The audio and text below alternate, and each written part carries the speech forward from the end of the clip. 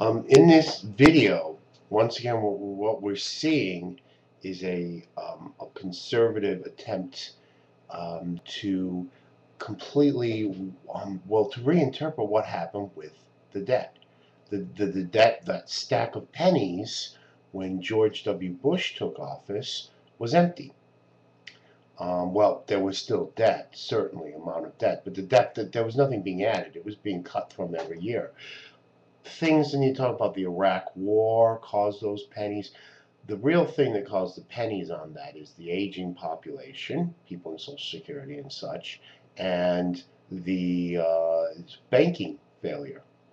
There's absolutely no discussion. There's just discussion, cut, cut, cut. This kind of fantasy, conservative view of the world that the government spending has created the problems of the past 4 years rather than being the symptom.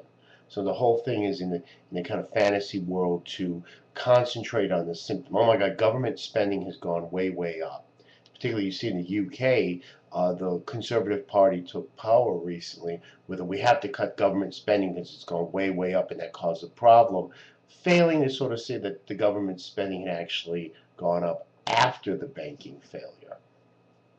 100 million in the size of cuts for a team in the size of the U.S. federal government is extremely insignificant.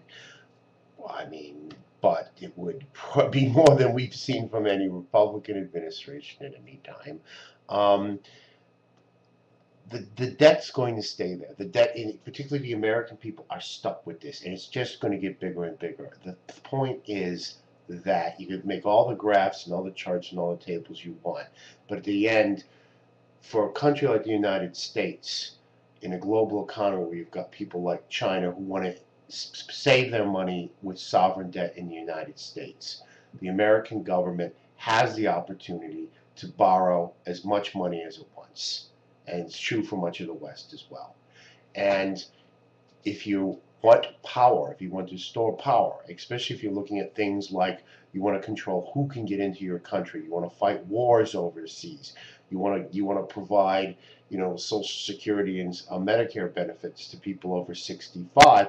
You want to deal with the fact that you want to cover the extreme expensive cost of a healthcare system that doesn't work to cost the United States of America enormous amount of money.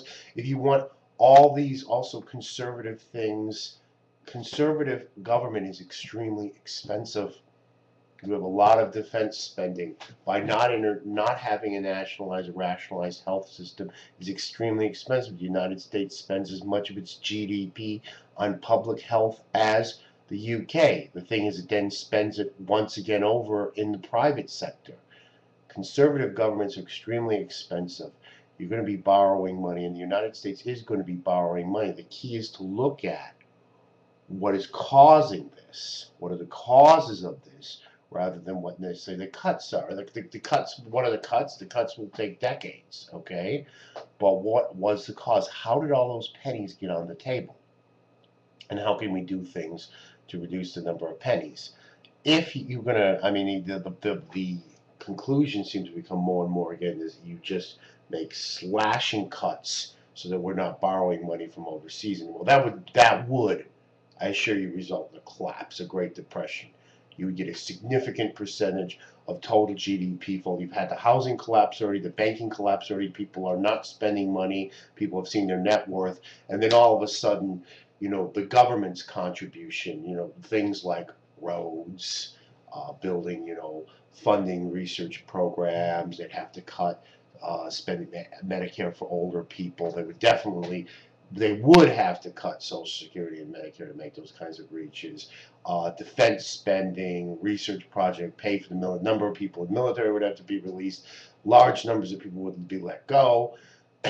This would, you know, basically mean where was the economic activity coming from? And that's the other thing that never answered. How do the cuts solve the problems? I mean, we get this very, very interesting hallucination. We get the picture of the debt. We never get any discussion where it came from. And then we never get any real discussion. We get like, well, this debt's going to cause China to take us over. I mean, I don't know. When you go into debt to get a house, and it's a massive amount of debt, does the bank run your life from then on? I mean, you're paying the bank every month, but you got your house. I mean, debt doesn't exactly work. You don't exactly become the indentured servant of someone who you owe money to, particularly if you can borrow at 3.9%. 3.7% was the last I checked. Then the next question is, okay, so then you slash this, if you were to slash government spending right now, particularly in this economy, then what happens? Okay, it's just like, he goes in and somebody says, oh yeah, well, there was a government program to fix that road. The road's broken and, the potholes, and you're gonna, maybe it stimulates economic activity because I blow a tire out, and also there's less police and this is government spending, federal programs that reach over, these trickle down everywhere. There's less policing, the size, I mean, you know, we definitely have to pull out of Afghanistan. Does that stimulate the economy or not? I'm not sure. Not necessarily sure. We'd have to reduce the size of the United States military. We'd have to reduce military expenditures. We would have to. Well, the United States government has already cut public spending back to what's fairly low by international standards. So it's really, where does all of this lead to? So what we get instead is we get this kind of strange fantasy space, and it's really just a wish fulfillment. These people have seen the entire conservative dream since Reagan collapse in on itself, and they're trying to look, it's the debt, it's the debt, it's the debt, and it's kind of this fascination, this fantasy. And one of the things I think people should look at the UK is what happens when you actually get a government in power that actually does go about doing these cuts. And it is when, college students are coming out of university and they're looking at the prospect of having $70,000 in debt as an average student debt before they've even started their life, because bankers were running their banks like casinos. It suddenly is very sobering.